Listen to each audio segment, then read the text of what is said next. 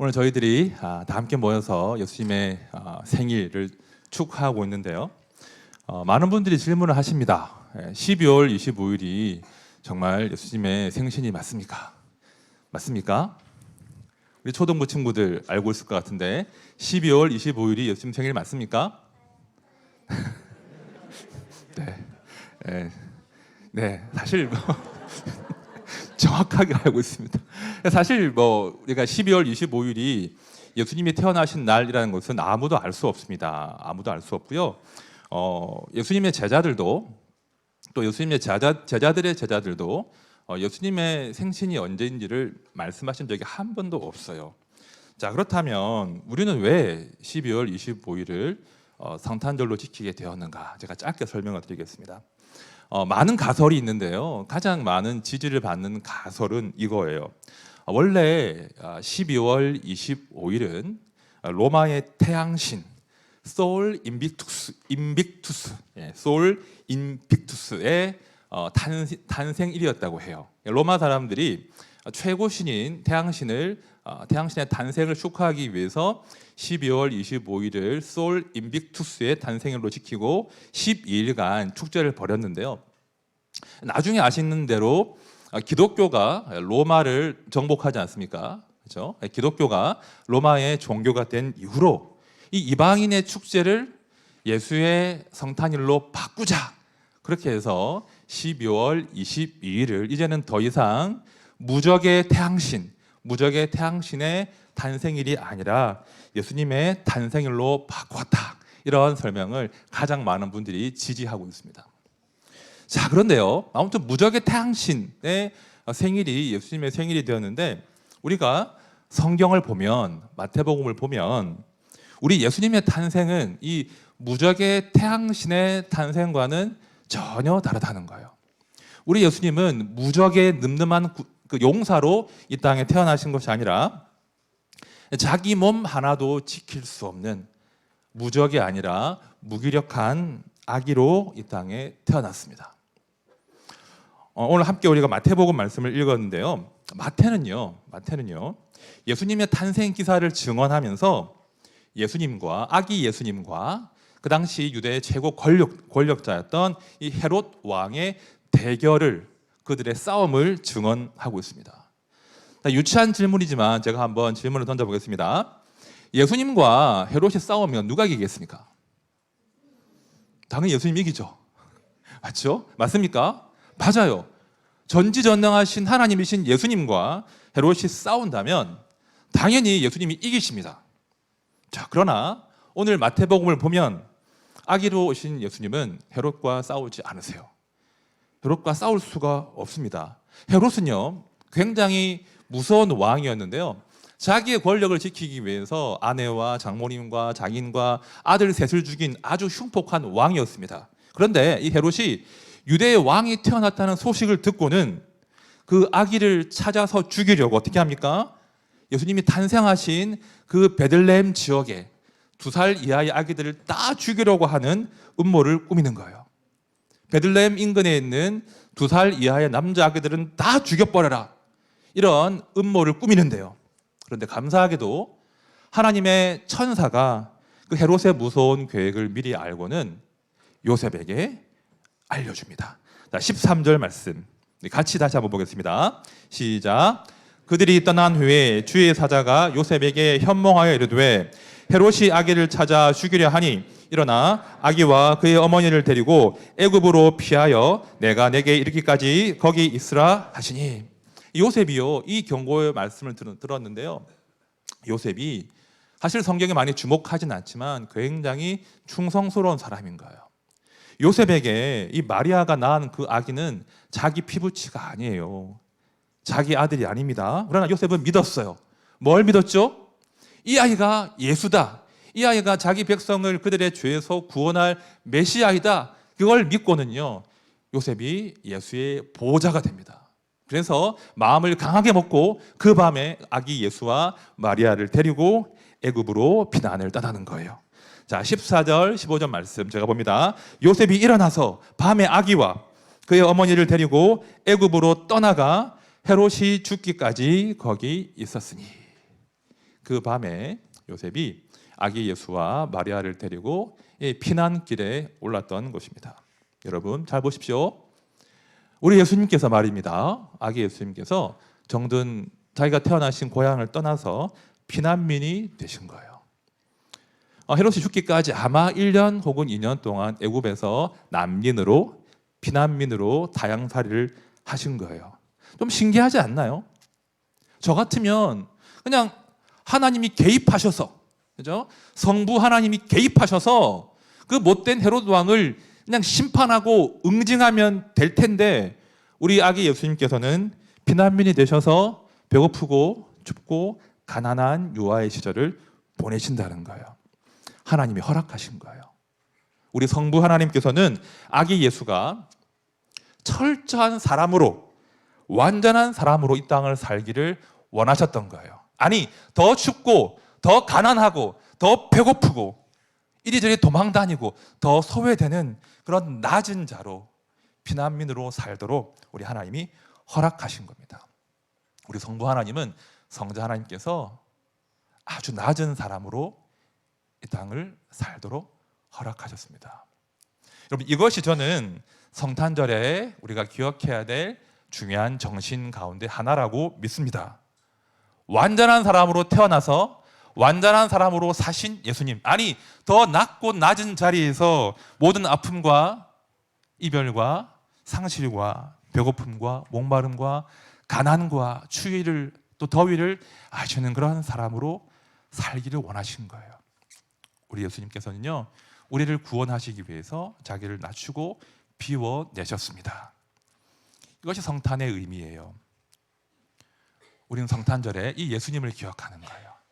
무적의 예수님이 아니라 우리를 구원하시기 위해서 너무나 무기력해진 그 예수님을 기억하는 것이 성탄절입니다. 동시에 우리도 예수님처럼 우리의 몸과 마음을 낮추어서 누군가를 사랑하는 존재로 살아야 함을 기억하는 날이 바로 성탄절입니다. 몸과 마음을 낮추는 날이 성탄절인 거예요.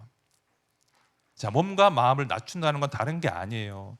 지금 내가 당연한 듯이 누리고 있는 그 모든 것들에 대해서 이게 당연한 것이 아니구나, 내 권리로 여기지 않고 내가 나를 낮추어서, 또 나를 낮추어서 내가 평소에 보지 못했던, 알지 못했던 춥고 가난하고 낮은 사람들의 자리에 내려가는 것이 몸과 마음을 낮추는 겁니다.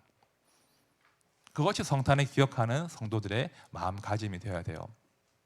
어린 시절에 제 마음을 진짜 찢어놓았던, 아프게 했던 그 동화가 하나 있어요. 유명한 동화가 하나 있는데, 성탄절 즈음이 되면 이 방송에서 이 동화 이야기를 많이 하던데요. 성냥팔이 소녀라고 하는 동화가 있습니다. 읽어보셨죠? 19세기 덴마크의 그 작가인 안데르센이 쓴 그림 동화인데요. 이런 내용입니다. 12월의 어느 추운 겨울날에 밤에 어린 소녀가 성냥을 팔러 나와요. 성냥 사세요, 성냥 사세요. 하지만 아무도 이 소녀에게 관심을 기울이지 않습니다. 성탄절 이브 날이었거든요. 사람들은 성탄을 행복하게 즐기기 위해서 어디론가 바쁘게 선물을 사기 위해서, 음식을 장만하기 위해서 너무나 바빴어요. 그래서 아무도 이 성냥팔이 소녀에게 관심을 기울이지 않았습니다. 소녀가 성냥을 팔다가 마차가 달려와서 그 마차를 피하다가 신발 한 짝을 잃어버립니다. 또 거리를 다니다가 동네 깡패를 만나서 나머지 신발 한 짝도 빼앗깁니다. 그 추운 밤에 어린 소녀가 맨발로 거리를 헤맵니다. 너무 추워서 가게를 보니까 가게 안에 벽난로가 따뜻하게 이렇게 데워지고 있는 거예요. 차마 들어갈 수는 없고 그 벽난로가 켜진 그 상점 쇼윈도 앞에서 추위를 녹이려고 합니다. 그런데 그 상점 주인이 더럽다고 하면서 그 소녀를 쫓아냅니다. 에이 더러워, 저리 가. 여기 소녀는 그 추운 밤을 홀로 헤매다가 성냥 하나 팔지 못하고 길 한쪽에 웅크리고 앉아서 가지고 있던 성냥을 켜서 추위를 녹이려고 합니다. 성냥을 하나하나 켜는데요, 성냥을 킬 때마다 이 소녀의 앞에 환영이 등장하는 거예요. 그토록 추위를 녹이고 싶었던 따뜻한 난로가 등장합니다. 이내 난로가 사라지죠. 또 성냥불을 켜니까 근사한 만찬을 즐기고 있는 그런 가족들의 모습이 탁 환영으로 떠오릅니다. 그러나 금방 성냥은 꺼져버리고 환영도 사라지죠. 또 성냥을 켰더니 선물이 이렇게 놓여있는 크리스마스 트리가 탁 보이는 거예요. 그리고 돌아가신 할머니가 보입니다. 이 소녀는 할머니에게 나를 좀 데려가 달라고 호소합니다. 성냥불이 꺼지고 할머니가 사라져요. 그런데 그 소녀 결국 다 아시는 대로 그 추운 밤에 배고픔과 서러움 가운데 혼자 떨다가 죽음을 맞이해서 정말 할머니의 품으로 올라갑니다. 이튿날 사람들이 성탄 아침이 되어서 거리를 걷다가 지난밤에 스쳐 지나갔던 그 소녀가 얼어 죽어 있는 것을 발견하게 돼요. 사람들이 뒤늦게 그 어린 소녀를 보고 자책하고 후회합니다. 내가 성냥을 좀 팔아줄 걸, 내가 좀 따뜻한 스프라도 좀 먹여줄 걸, 우리 가게에 들어와서 몸 좀 녹이라고 할 걸 하면서 후회를 해요. 하지만 이미 그 소녀는 차가운 죽음을 맞이한 그런 상태였죠. 이게 동화의 내용이에요. 다 기억나시죠? 이 동화는요, 사실 동화라기보다는 당시에 그 차가운 냉정한 시대 상황을 반영하는 일종의 사회 고발 동화 같은 그런 스토리입니다. 성냥팔이 소녀 같은 그런 너무나 춥고 소외되고 가난한 자들이 많았는데 사람들은 그들에게 시선을 주지 않았죠. 여러분, 지금이라고 다르겠습니까? 지금도 마찬가지입니다. 성냥팔이 소녀는 아직도 저 밖에 있어요. 따뜻한, 너무나 기쁘고 너무나 즐거운 이 우리 안에 성냥팔이 소녀가 있는 것이 아니라 저 차가운 바깥에 길거리에 성냥팔이 소녀는 여전히 길을 헤매고 있습니다. 어딘가에서 추위 가운데 외로워하고 있습니다. 여러분, 오늘 참 기쁜 성탄절이죠. 너무 감격스러우시죠? 작년과 비교해봐도 오늘 성탄절은 너무나도 감사하고 감격적이에요. 하지만요, 기억하십시오. 우리에게는 너무나 기쁘고 따뜻하고 어떤 선물을 기대하는 성탄절이지만 누군가에게는 그저 춥고 배고프고 외로운 그 수많은 날들 중에 하루에 불과하다는 거예요. 우리에게는 성탄절이 기쁘지만 누군가에게는 춥고 배고픈 외로운 서러운 그 많은 날들 중에 하루일 뿐이라는 거예요. 여러분, 제가 기사를 보니까 이번 겨울은 많이 춥대요. 많이 춥기도 하고 또 눈도 많이 온다고 합니다. 그만큼 우리의 성냥팔이 소녀들, 우리 이웃들은 더 춥고 배고프고 외로운 겨울을 보내게 될 겁니다. 우리가 먼저 성탄의 기쁨을 맞이한 사람으로서 우리 예수님처럼 우리도 우리의 몸과 마음을 낮추어서 그리고 조금 주머니를 열어서 누군가의 추위와 또 배고픔과 외로움을 달래줄 수 있는 그런 성탄절과 이번 겨울이 되면 좋겠습니다. 무엇보다 그런 따뜻한 선물과 함께 참 좋으신 우리 예수님을 이웃들에게 증거하고 전하는 그런 연말이 되고 이번 겨울이 되면 좋겠습니다. 이제 마지막으로 우리 누가복음 2장 말씀 같이 한번 읽어보겠습니다. 시작. 천사가 이르되 무서워하지 말라.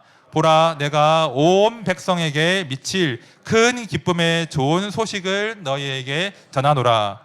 오늘 다윗의 동네에 너희를 위하여 구주가 나셨으니 곧 그리스도 주시니라. 우리를 위하여 구주가 나셨습니다. 우리는 이 기쁨의 소식을 이미 영접한 사람들입니다. 동시에 이 기쁨의 소식이 우리 가정, 우리 교회에 머물지 않고 온 백성들에게 미치는, 온 백성들에게도 기쁜 소식이 될 수 있도록 하는 일에 우리가 마음을 모아야 하는 거예요. 우리가 함께한 모든 성도님들이 이 기쁜 성탄, 이웃들과 이 기쁨을 나누어 주시고 그리고 예수님의 한 명의 천사가 되어서 이 기쁨을 이웃들에게 사랑으로 또 물질로 따뜻함으로 나누어주는 그런 삶이 되시기를 진심으로 축원드립니다.